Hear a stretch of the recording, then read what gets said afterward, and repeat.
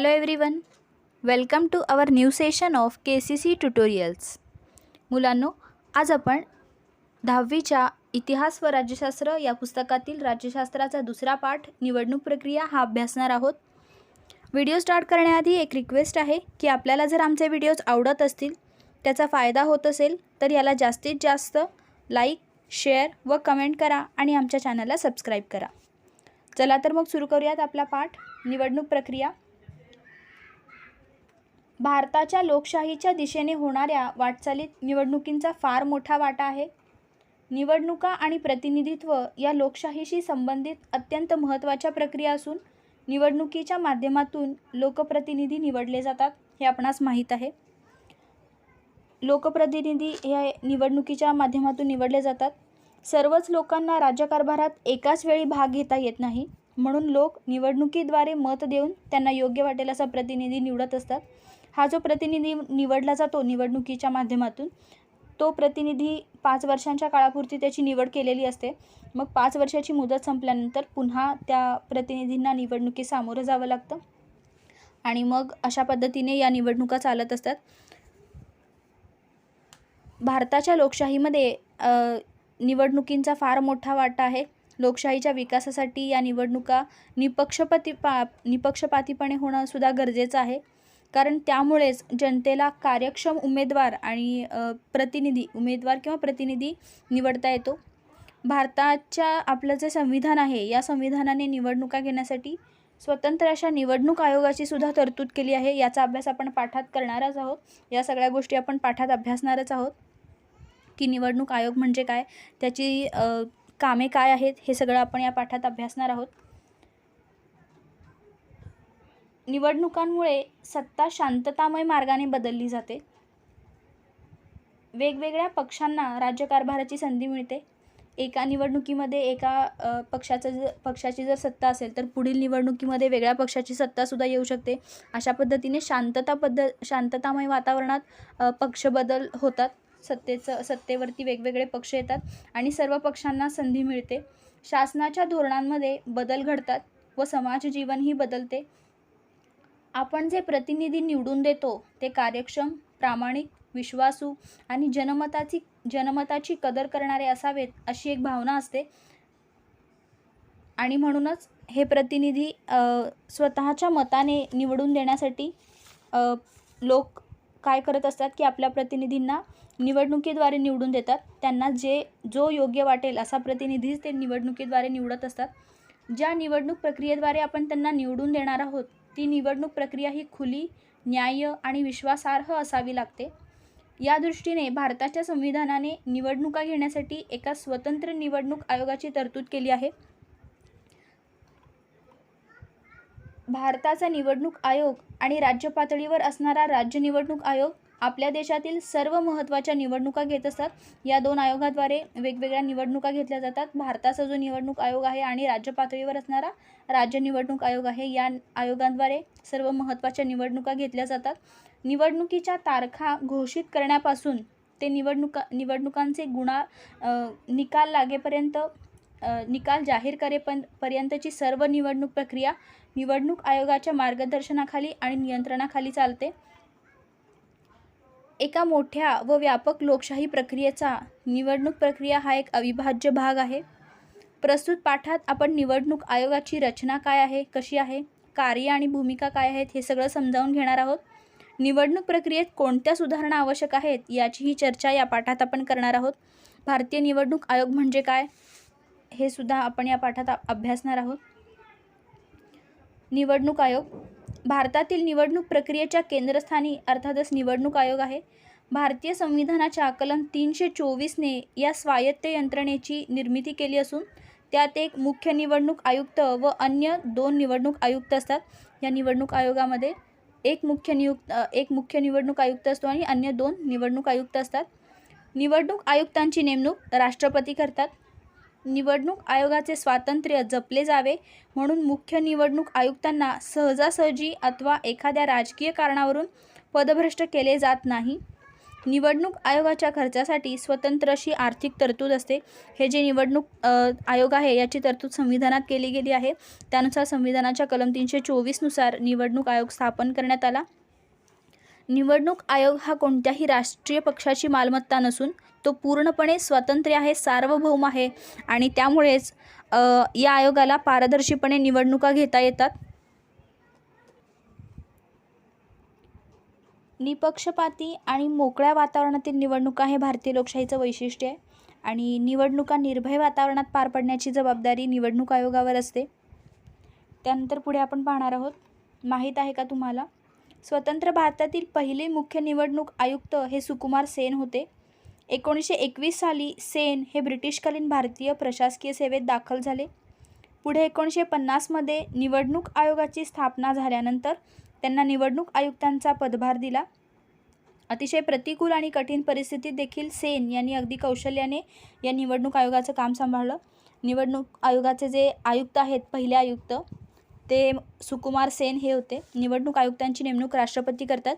त्यासाठी काय काय पात्रता आहेत, तर ती व्यक्ती भारताचा नागरिक असावी, त्याचे वय 35 वर्षे पूर्ण असावे आणि कोणत्याही राजकीय पक्षाचा ती व्यक्ती सदस्य नसायला पाहिजे आणि कोणत्याही शासन संस्थेचा सुद्धा ती सदस्य नसली पाहिजे. अशा अनेक तरतुदी आहेत निवडणूक आयुक्त होण्यासाठी. निवडणूक आयुक्ताची नेमणूक ही राष्ट्रपतींद्वारे केली जाते. भारतीय निवडणूक आयोगाची स्थापना जी होती ती 1950 साली करण्यात आली आणि पहिले मुख्य निवडणूक आयुक्त कोण होते, तर सुकुमार सेन होते. निवडणूक आयोगाची माहिती आत्ता आपण पाहिली. त्यानंतर आता आपण पुढे पाहणार आहोत. निवडणूक आयोगाकडे स्वतंत्र कर्मचारी वर्ग नाही. मग ही सगळी कामे कोण करतं? निवडणूक आयोगाची जी कामे आहेत ती कोण करतं, तर इतर शासकीय विभागातील जे अधिकारी आहेत, शिक्षक आणि कर्मचारी यांच्या मदतीने निवडणूक प्रक्रिया पार पाडली जाते. निवडणुकीच्या वेळेस या सर्व शासकीय सेवेतील कर्मचाऱ्यांना, शिक्षकांना त्यांच्या निवडणुकीची कामे दिली जातात आणि त्यांच्यामार्फत या निवडणूक आयोगाची कामे केली जातात. स्वतःचे असे त्यांचे स्वतंत्र असा कर्मचारी वर्ग निवडणूक आयोगाला नाही. निवडणूक आयोगाची जी कामे आहेत ती इतर विभागातील शासकीय अधिकारी, शिक्षक आणि कर्मचाऱ्यांच्या मदतीने केली जातात. त्यानंतर निवडणूक आयोगाची कार्ये काय आहेत ते आपण पाहणार आहोत. पहिलं काम आहे मतदार याद्या तयार करणे. निवडणूक आयोगाचं पहिलं काम आहे मतदार यादी तयार करणे. वयाची 18 वर्षे पूर्ण केलेल्या प्रत्येक भारतीय नागरिकाला मतदानाचा हक्क आहे. तो बजावण्यासाठी त्याचे नाव मतदार यादीत असावे लागते. मतदार याद्या तयार करणे, त्या अद्ययावत करणे, नव्या मतदारांचा त्यामध्ये समावेश करणे इत्यादी कामे निवडणूक आयोग करते. मतदारांना ओळखपत्र देण्याचा अधिकार निवडणूक आयोगाला आहे. मतदार यादी करण्यासाठी जी काही कामे असतात ही सगळी कामे निवडणूक आयोग करतं. वयाची 18 वर्षे पूर्ण केलेल्या नागरिकांना मतदार यादीत समावेश करणे, तसेच मयत जे मतदार आहेत त्यांचे नाव यादीतून कमी करणे, ती मतदार यादी अद्ययावत करणे हे काम आहे. माहीत आहे का तुम्हाला, मतदार नोंदणीसाठी विशेष मतदार जागृती मोहीम आखण्यात येते. त्यासाठी राष्ट्रीय मतदार दिवस साजरा केला जातो. निवडणुकांचे वेळापत्रक आणि संपूर्ण कार्यक्रम ठरवणे हे सुद्धा काम निवडणूक आयोगाचं आहे.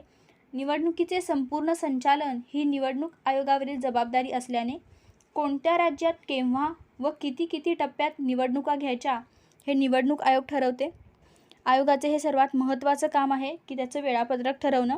त्यानुसार राज्य विधानसभा तसेच लोकसभेच्या निवडणुकांचं वेळापत्रक तयार करणं आणि कोणत्या राज्यात किती टप्प्यात निवडणुका घ्यायच्या हे ठरवणं हे सुद्धा निवडणूक आयोगाचं काम आहे. त्यानंतर उमेदवारांच्या अर्जांची छाननी करणं. निवडणुकांच्या तारखा जाहीर झाल्यानंतर विविध राजकीय पक्ष आपले उमेदवार निवडणुकीसाठी उभे करतात. वेगवेगळ्या राजकीय पक्षांद्वारे आपापले उमेदवार निवडले जातात. तसेच कोणत्याही पक्षाचा पाठिंबा न घेता स्वतंत्रपणे काही उमेदवार निवडणूक लढवतात. त्यांना अपक्ष उमेदवार असे म्हणतात. अशा अपक्ष उमेदवारांसह निवडणूक लढवू इच्छिणाऱ्या या सर्व उमेदवारांना निवडणुकीसाठी अर्ज भरावा लागतो. आणि मग त्यात स्वतःसंबंधी सर्व माहिती द्यावी लागते. या अर्जांची काटेकोर छाननी निवडणूक आयोग करत असते व पात्र उमेदवारांना निवडणूक लढवण्यास परवानगी देते. वेगवेगळे जे राजकीय पक्ष आपले उमेदवार निवडणुकीसाठी उभे करत असतात आणि मग आणखी पक्षामार्फत सुद्धा उमेदवार उभारत असतात. तर काही जण कोणत्याही पक्षाचा पाठिंबा न घेता सुद्धा उमेदवारी अर्ज दाखल करतात. मग हे सगळे जे अर्ज आहेत त्यातील माहिती सत्य आहे का ते पाहूनच आयोगांना त्या संबंधित निवडणुका लढवण्यास परवानगी द्यायची असते. हे काम निवडणूक आयोगाचं असतं. त्यानंतर राजकीय पक्षांना मान्यता देणे. आपल्या देशात बहुपक्ष पद्धती आहे, तसेच नवनवे पक्ष निर्माण होतात. पक्षांमध्ये फूट पडून नवे पक्ष अस्तित्वात येतात. अशा सर्व पक्षांना निवडणूक आयोगाची मान्यता आवश्यक असते. बहुपक्ष पद्धती म्हणजे काय, तर अनेक पक्ष, भारतात अनेक राजकीय पक्ष आहेत. 4 पेक्षा अधिक राज्यात सक्रिय असलेल्या राजकीय पक्षांना राष्ट्रीय पक्ष असे म्हणतात. या राष्ट्रीय पक्षांना निवडणूक आयोगाची मान्यता असणं गरजेचं आहे. अशा सर्व पक्षांना निवडणूक आयोगाची मान्यता असणं आवश्यक आहे. एखाद्या पक्षाची मान्यता रद्द करण्याचा अधिकारही निवडणूक आयोगाला असतो. निवडणूक आयोग राजकीय पक्षांना निवडणूक चिन्ह देतं. वेगवेगळ्या पक्षाचं वेगवेगळं चिन्ह असतं. भारतात जी बहुपक्ष पद्धती आहे, म्हणजे खूप सारे पक्ष भारतामध्ये आहेत. मग या राजकीय पक्षांना मान्यता देणे किंवा त्यांची मान्यता नाकारणे हे काम निवडणूक आयोगाचं असतं. त्यानंतर निवडणुकीसंबंधी वाद सोडवणे. निवडणुकीसंबंधी काही वाद निर्माण झाल्यास ते वाद सोडवण्याची जबाबदारीसुद्धा निवडणूक आयोगावर असते. त्यानुसार एखाद्या मतदारसंघात पुन्हा निवडणुका घेणे अथवा उमेदवाराची अपात्रता घोषित करणे ही कामे निवडणूक आयोगाची आहेत. कोणतीही तक्रार किंवा प्रतिवाद यांची तक्रार जर झाली असेल तर त्याचं निराकरण निवडणूक आयोगाला करावं लागतं. त्यानुसार एखाद्या मतदारसंघात पुन्हा निवडणूक घेतली जाऊ शकते. त्यानंतर पुढे आपण पाहणार आहोत, असे का करावे लागते. उमेदवारांना फक्त वयाची अट असताना त्यांनी इतर माहिती निवडणूक आयोगाला देणे का महत्त्वाचे असते. असं का करावं लागतं, तर जे कोण उमेदवार निवडणुकीला उभारणार असतात त्यांची माहिती, त्यांना संपूर्ण माहिती निवडणूक आयोगाला द्यावी लागते. असे का, तर योग्य उमेदवाराची निवडणूक करता यावी यासाठी असं केलं जातं. त्या उमेदवाराची संपूर्ण माहिती मतदाराला असणं आवश्यक असतं आणि म्हणून सर्व माहिती निवडणूक आयोगाला उमेदवारांना द्यावी लागते. उमेदवारांना त्यांच्याकडील मालमत्तेची माहिती निवडणूक आयोगाला का द्यावी लागते. उमेदवारांकडे जी मालमत्ता आहे त्याचीसुद्धा माहिती निवडणूक आयोगाला त्यांना द्यावी लागते. कशासाठी, तर उमेदवाराची आर्थिक परिस्थिती कळण्यासाठी. मतदारांनासुद्धा उमेदवाराची आर्थिक परिस्थिती कळणं गरजेचं असतं. म्हणून त्यांची माहिती, मालमत्ता त्यांच्याकडे किती आहे याची माहिती निवडणूक आयोगाला द्यावी लागते. त्यानंतर असे का, अनुसूचित जाती व अनुसूचित जमातींसाठी काही मतदारसंघ राखून ठेवले जातात. असे का, तर त्यांचा विकास साधता यावा, अनुसूचित जाती व अनुसूचित जमातींचा विकास साधता यावा, त्यांनासुद्धा विकासाच्या समान संधी उपलब्ध व्हाव्यात, त्यांनाही शिक्षणाचा सर्व शिक्षणाचा हक्क वगैरे सर्व हक्क मिळावेत यासाठी त्यांच्यासाठी मतदारसंघ राखून ठेवले जातात. अनुसूचित जातींसाठी एकूण 29 मतदारसंघ आहेत, तर अनुसूचित जमातींसाठी एकूण 25 मतदारसंघ हे राखून ठेवले जातात. सर्वच राजकीय पक्षांना निवडणूक चिन्हे असतात. असं का, तर त्या राजकीय पक्षांची स्वतंत्र अशी चिन्हे का असतात, तर त्यांचं ते धोरण ठरवण्यासाठी किंवा तो पक्ष ओळखता यावा म्हणून ही चिन्हे असतात. त्या चिन्हातून त्यांना प्रेरणा मिळते, त्यासाठी सुद्धा ही चिन्हे असतात. मतदानाच्या वेळी आणि मतमोजणी करताना राजकीय पक्षांचे अधिकृत प्रतिनिधी हजर असतात. असे का, तर मतदान हे पारदर्शी व्हावं म्हणून, कोणत्याही प्रकारचा गैरव्यवहार तिथे होऊ नये यासाठी तिथे प्रतिनिधी हजर असतात. दूरदर्शन, आकाशवाणी या प्रसारमाध्यमांवर आपली बाजू मांडण्याची सर्व मान्यताप्राप्त पक्षांना समान संधी असते, कारण त्यांच्या पक्षाचा प्रचार आणि प्रसार करण्यासाठी त्यांना ही संधी दिली जाते, त्यामुळे असं केलं जातं.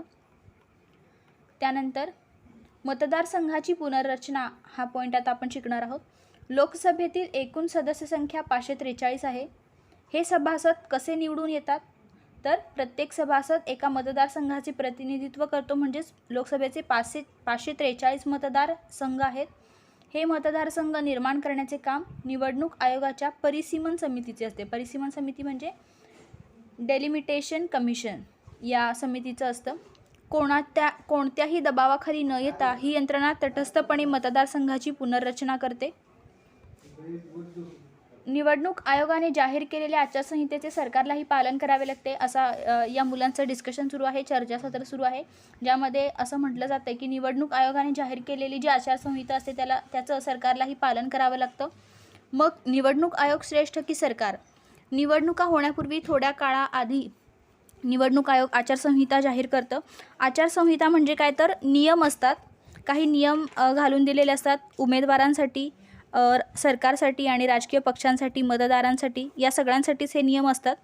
मग हे जे नियम असतात त्यांचं पालन काटेकोरपणे होणं गरजेचं असतं, त्यालाच आचारसंहिता असे म्हणतात. निवडणूक योग्य पद्धतीने व्हावी, कोणताही गैरव्यवहार त्यामध्ये होऊ नये यासाठी आचारसंहिता लागू केली जाते. मग निवडणूक आयोग श्रेष्ठ की सरकार? तर या ठिकाणी यावेळेस आचारसंहिता जेव्हा लागू होते त्यावेळेस निवडणूक आयोगच श्रेष्ठ असणार आहे, कारण सर्व अधिकार हे निवडणूक आयोगाकडे असतात. त्यानंतर खालीलपैकी कोणत्या 2 बाबी आचारसंहितेचा भंग करणाऱ्या आहेत असे तुम्हाला वाटते? उमेदवाराकडून वसाहतीत घरगुती वापरांच्या वस्तूंचे वाटप, निवडून दिल्यास पाणी प्रश्न सोडवण्याचे आश्वासन, घरोघरी जाऊन मतदारांना भेटणे व निवडून देण्याची विनंती करणे, जाती सेवा धर्माचे आवाहन करून पाठिंबा मिळवणे. या 4 पैकी कोणते 2 अशा बाबी आहेत ज्या आचारसंहितेचा भंग करतात? तर उमेदवाराकडून वसाहतीत घरगुती वापराच्या ज्या वस्तू आहेत त्यांचं वाटप करणं ही चुकीची गोष्ट आहे. नियमाचा भंग केला जातो असे काम केल्यामुळे. तसेच जाती सेवा धर्माचे आवाहन करून पाठिंबा मिळवणं हे सुद्धा चुकीचं आहे. आचारसंहितेचा भंग करणाऱ्या या 2 बाबी आहेत.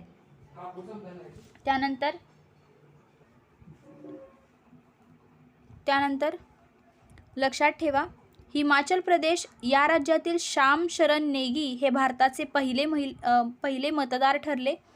25 ऑक्टोबर 1951 रोजी घेण्यात आलेल्या लोकसभा निवडणुकीत त्यांनी आपला मतदानाचा हक्क बजावला. भारताचे पहिले मतदार कोण ठरले? तर हिमाचल प्रदेश या राज्यातील श्याम शरण नेगी. 25 ऑक्टोबर 1951 रोजी ज्या निवडणुका घेण्यात आल्या त्या निवडणुकांमध्ये यांनी सर्वात पहिल्यांदा मतदान केलं होतं, श्याम शरण नेगी यांनी. अशा पद्धतीने इथंपर्यंतचा भाग आपण या व्हिडिओमध्ये शिकणार आहोत, ज्यामध्ये आपण पाहिलं की निवडणूक आयोगाची कामे काय आहेत, भारतामध्ये निवडणुका कशा राबवल्या जातात, निवडणूक आयोगाची कार्ये, मतदार याद्या तयार करणे, त्यानंतर निवडणुकांचे वेळापत्रक आणि संपूर्ण कार्यक्रम ठरवणे, उमेदवारांच्या अर्जाची छाननी करणे, तसेच निवडणुकांसंबंधी जे वाद होतात ते वाद सोडवणे,